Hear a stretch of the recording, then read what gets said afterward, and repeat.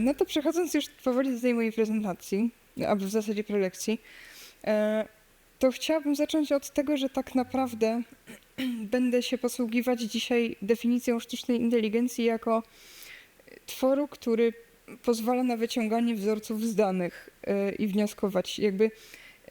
To nie będzie mówienie tylko o czatach GPT, Claude'ach i innych takich. To będzie bardziej rozbudowana definicja. No i w tej definicji osoby niewidome bez sztucznej inteligencji miałyby naprawdę bardzo trudno. Chociażby dlatego, że dzisiejsze syntezatory mowy, których używamy do tego, żeby komunikował nam czytnik ekranu to, co jest na naszych ekranach, komputerów, telefonów, tabletów itd., właśnie wykorzystują sztuczną inteligencję do tego, żeby brzmieć lepiej.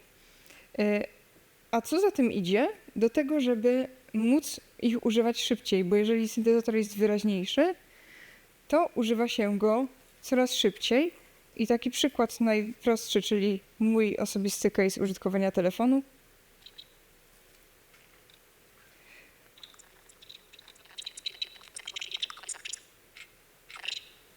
I to jest prędkość mniej więcej 900 słów na minutę. To jest prędkość, której przeciętna osoba nie jest w stanie zrozumieć bez wyuczenia się rozumienia takich prędkości.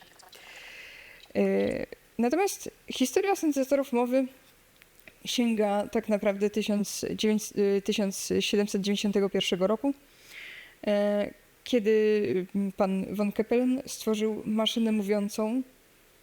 I wiem, że najczęściej jak się mówi o historii syntezatorów mowy, to zaczyna się od takich robotycznie brzmiących, ale w zasadzie mówiących sensownie syntezatorów, które pojawiały się w filmach science fiction i od cytatów typu "My body is very limited, but my mind is free to explore the universe".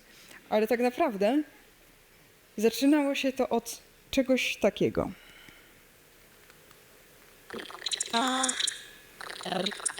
Jezu, przepraszam.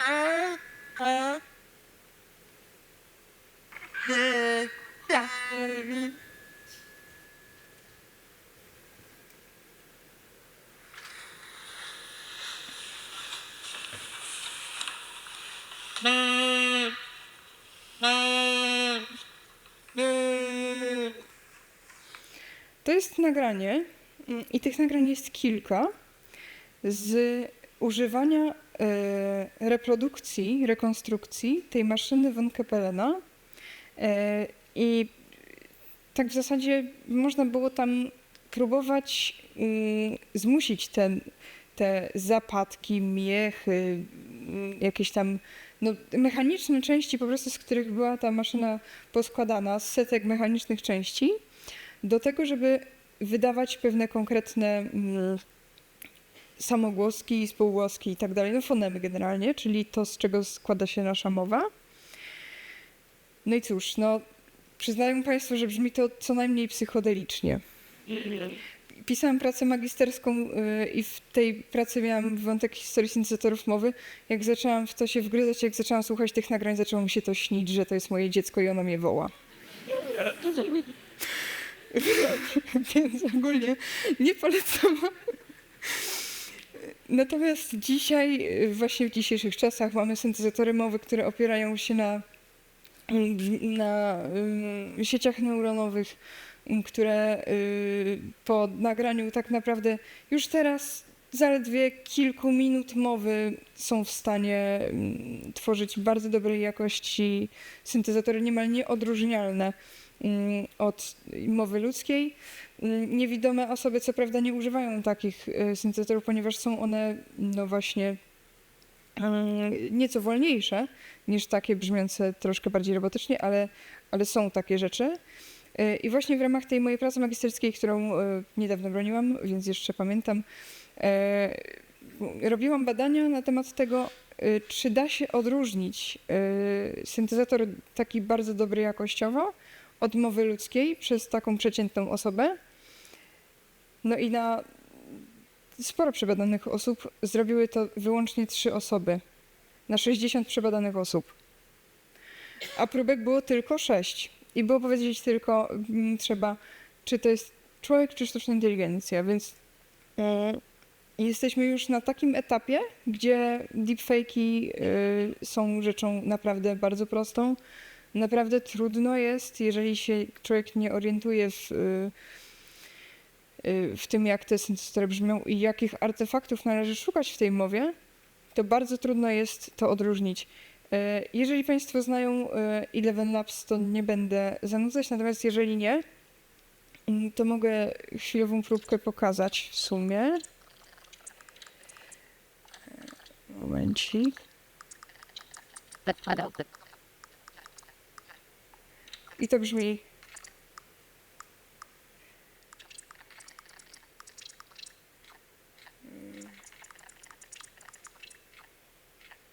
Chyba nie chce mi się to pokazać. Okej, no zasięg mi odmówił posłuszeństwa. Ale to brzmi naprawdę bardzo podobnie do mowy ludzkiej. Więc mogą Państwo na przykład... Jest teraz bardzo dużo jakichś shortsów na YouTubie, na TikToku, które wykorzystują ten Eleven Labs i bardzo mało ludzi się z tym tak spotyka, żeby wiedzieć, że to jest naprawdę sztuczna inteligencja. Zresztą jeżeli by posłuchać sobie jakiejś archiwalnej audycji niedawnego Off Radia Kraków, które reklamowało się jako radio niemal całkowicie tworzone przez sztuczną inteligencję, no to właśnie można sobie posłuchać, jak brzmi Eleven Labs. Natomiast na syntezatorach mowy się tak naprawdę nasze życie nie kończy, ponieważ poza tym, że trzeba sobie radzić w świecie technologicznym, no to umówmy się, no trzeba byłoby sobie też poradzić tak typowo samodzielnościowo, wiedzieć jaką datę przydatności ma dany produkt, jak w ogóle czym jest dany produkt, jaki ma smak, jaki ma skład i tak dalej. No i tak naprawdę do tego jest potrzebny OCR, czyli optyczne rozpoznawanie znaków, czyli również sztuczna inteligencja. To jest uczenie maszynowe, a uczenie maszynowe jest częścią sztucznej inteligencji. I właśnie dzięki OCR-owi jesteśmy w stanie w bardzo w miarę szybki sposób uzyskać pożądany przez nas efekt. Jesteśmy w stanie przyłożyć coś do telefonu, tak jakbyśmy robili zdjęcie i aplikacje robią tak naprawdę masowo, na przykład co sekundę albo co pół sekundy zdjęcie, przetwarzają to szybko małym modelem OCR, żeby jak najszybciej dostarczyć nam dane na temat tego, jaki tekst jest dostępny na tym zdjęciu. I to jest tak naprawdę pierwsza kategoria, w jakiej możemy uzyskiwać efekt rozpoznawania zdjęć. Druga rzecz to była ta, która przez bardzo długi czas była wymówką dla Facebooka na to, żeby przetwarzać dane wizerunkowe innych osób. Bo nie wiem, czy Państwo pamiętacie takie powiadomienie. Czy zezwalasz na to, żeby Facebook powiązywał Twoją twarz na zdjęciach z imieniem i nazwiskiem? Pomoże to osobom niewidomym rozpoznać Cię na zdjęciu z opisu. No i okej, osoby niewidome miały z tego jakiś profit, ale jednak głównie Facebook, jak się pewnie domyślamy.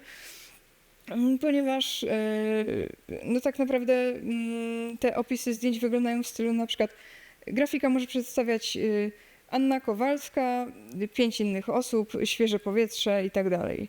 Czyli same kategorie, które nic nam nie mówią, ale Facebookowi mówi to już dużo więcej, więc no, ludzie empatyczni niestety dali się nabrać się niestety na ten marketing.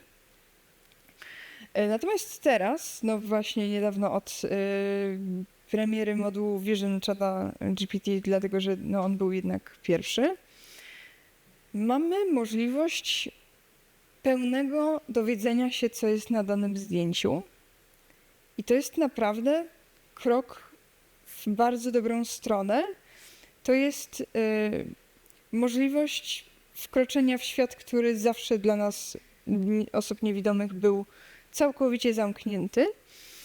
I szczerze mówiąc, jak otrzymałam ten moduł Vision do podglądu do swojej aplikacji czata, to po prostu łaziłam jak głupia po domu i robiłam zdjęcia wszystkiemu, co się po prostu napatoczyło. i przez okno, i pokojowi, i lodówce, i nie wiem, po prostu no, wszystkim sprzętom kuchennym, żeby sprawdzić, czy będzie mi w stanie dobrze nazwać przyciski. Nie był.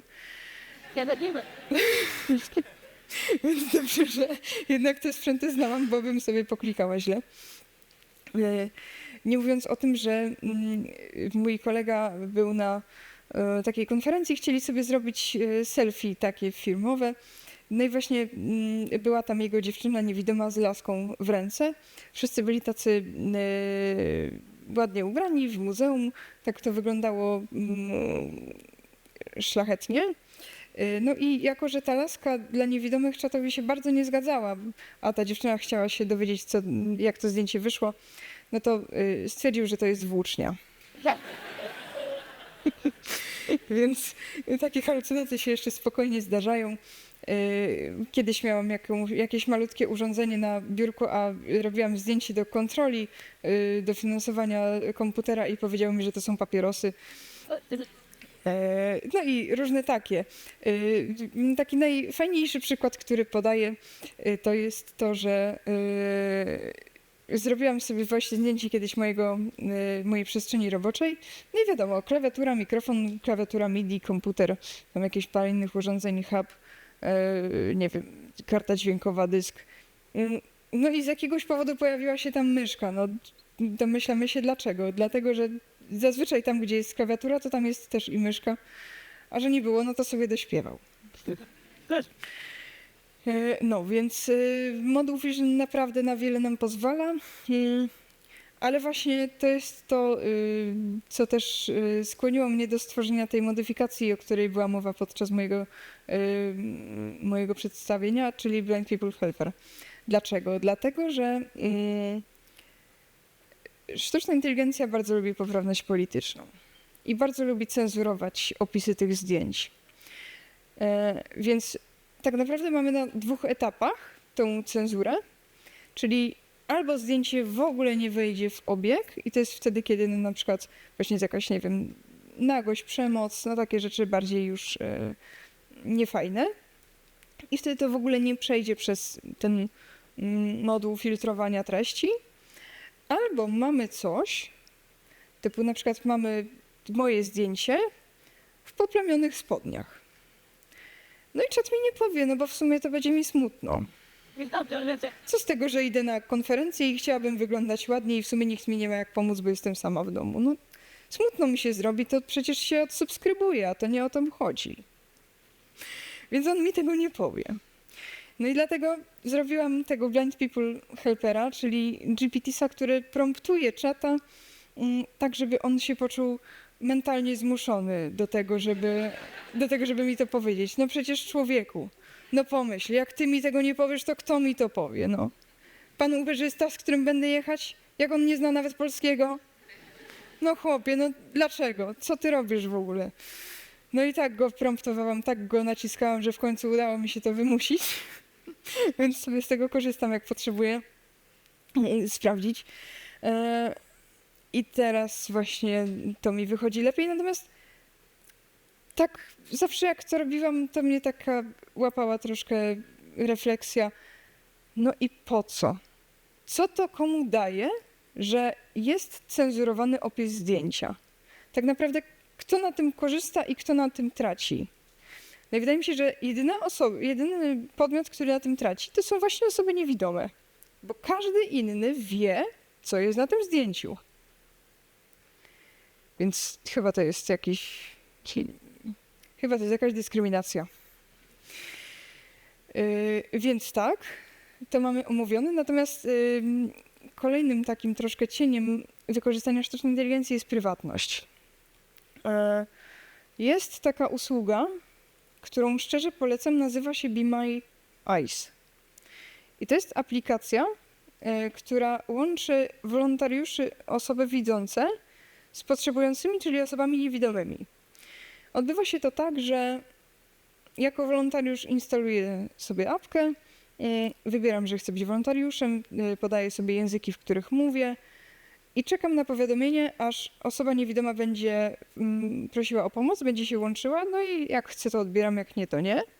Natomiast osoba niewidoma też właśnie mówi, w jakich językach mówi i ma albo właśnie pomoc wolontariusza takiego typowego, po prostu randomowego, albo pomoc specjalistyczną, czyli oferowaną przez konkretne firmy, które się wpisały, że mają po prostu pracowników, którzy siedzą i tego Be My Eyes'a odbierają, no albo właśnie Be My AI, o którym za chwilę.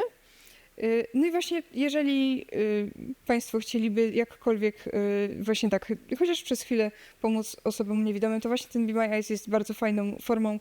Nie trzeba żadnych zbiórek, zrzutek. Fajnie jest po prostu, kiedy jest się łatwo w miarę szybko dodzwonić do kogoś, żeby uzyskać na przykład informację właśnie nieocenzurowaną na temat jakiegoś wyglądu przed konferencją albo przycisków na pralce na przykład. No i super. Tylko że właśnie jakiś czas temu została wprowadzona usługa Be My AI, czyli tak naprawdę bezpłatny dla osób niewidomych moduł Vision w czacie GPT. Po prostu Be My Eyes dogadał się z OpenAI, żeby tą usługę dawać nam.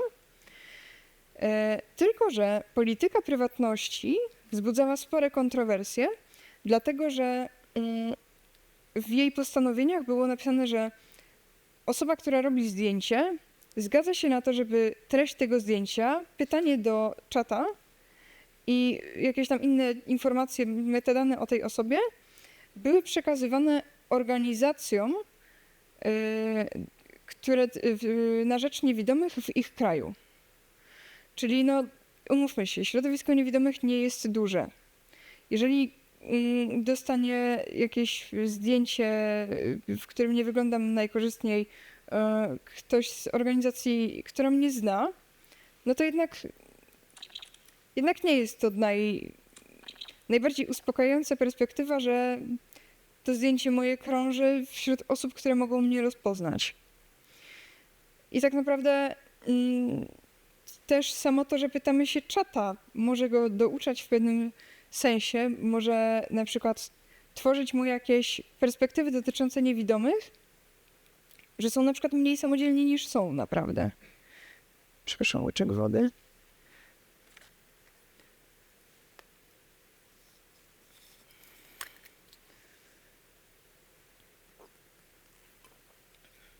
Dlaczego? Dlatego, że jak się przychodzi do czata, to nie chwali się swoimi sukcesami. Słuchaj, czat, jestem w stanie ugotować coś nowego, jestem w stanie, nauczyłam się nowej trasy, tylko przychodzi się do niego z problemami. No słuchaj, czat, no powiedz mi, gdzie jest ten przycisk, nie wiem, jak coś zrobić i tak dalej. Więc też to douczanie modelu może uwrażliwić go na to, że w sumie to jak pisze do mnie osoba niewidoma, to zawsze jest problemem. Natomiast ostatnia w zasadzie rzecz, o której bym chciała wspomnieć, bo nie chcę mówić też aż tak długo, to jest to, że często kiedy tworzy się rozwiązania i to w sumie w głównej mierze sztucznej inteligencji takiej szeroko rozumianej dla osób niewidomych, to się tego z nimi nie konsultuje. I wychodzą z tego niezłe kwiatki. I taki mój ulubiony case to jest kwestia rozpoznawania banknotów, rozpoznawania pieniędzy. Jeżeli się Państwo spotkali z osobą niewidomą, która rozpoznaje pieniądze, to Państwo z pewnością widzieli, że jest sobie pieniądz, jest sobie taki kartonik. Pieniądz wkłada się w kartonik, to jest 10 zł. Dlaczego? Dlatego, że dostaje tylko do pierwszego słupka tego kartonika 10, 20, 50, 100, 200. I super. Bardzo szybko, bardzo sprawnie, nie trzeba żadnego zasięgu, żadnego połączenia z internetem, żadnego czekania itd.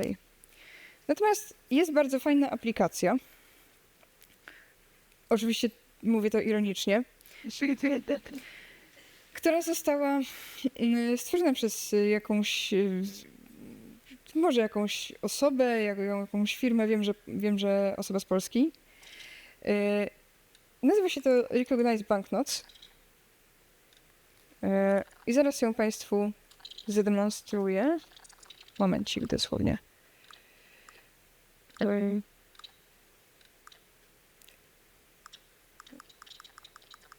Kurczę, coś mnie nie słucha ten mój telefon dzisiaj. Bardzo przepraszam.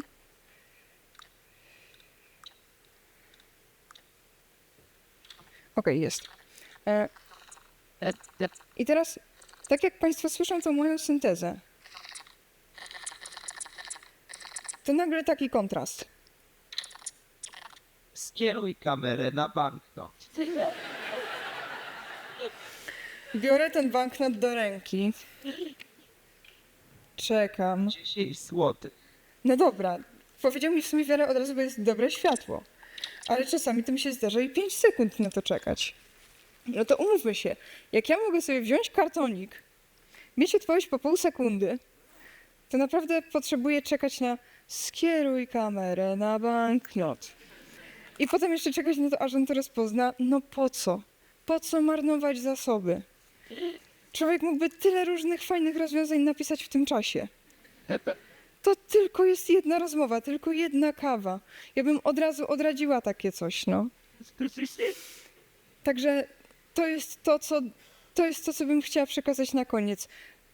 Bardzo się cieszę, że mam kontakt z osobami, które robią różne narzędzia, które są deweloperami, które są związane z rozwijaniem rzeczy, dlatego że jestem w stanie jakoś tam na którymkolwiek etapie ich uświadamiać, że nie ma sensu zamiana kolorów w muzykę, że nie ma sensu wyważanie otwartych drzwi. Naprawdę, mi wystarczy informacja, że to jest zielony. Nie potrzebuję słuchać 5-minutowej arii operowej. Także najważniejsza jest świadomość, najważniejsze jest to, żeby kontaktować się z tymi ludźmi, wiedzieć, jakie mają potrzeby. Ja wiem, że to jest nowomodne. Wiem, że czasami człowiek sobie myśli, no ale przecież kurczę, no jakie potrzeby może mieć osoba niewidoma? No wiadomo, że chce rozpoznać pieniądz. Okej, tylko że kartonik, który człowiek wymyślił 30 lat temu, jest dużo lepszy niż ta apka. I z tą myślą chciałabym zakończyć tę prezentację. Bardzo dziękuję za wysłuchanie, za miły odbiór i rozwijajmy się, żyjmy, kształtujmy się.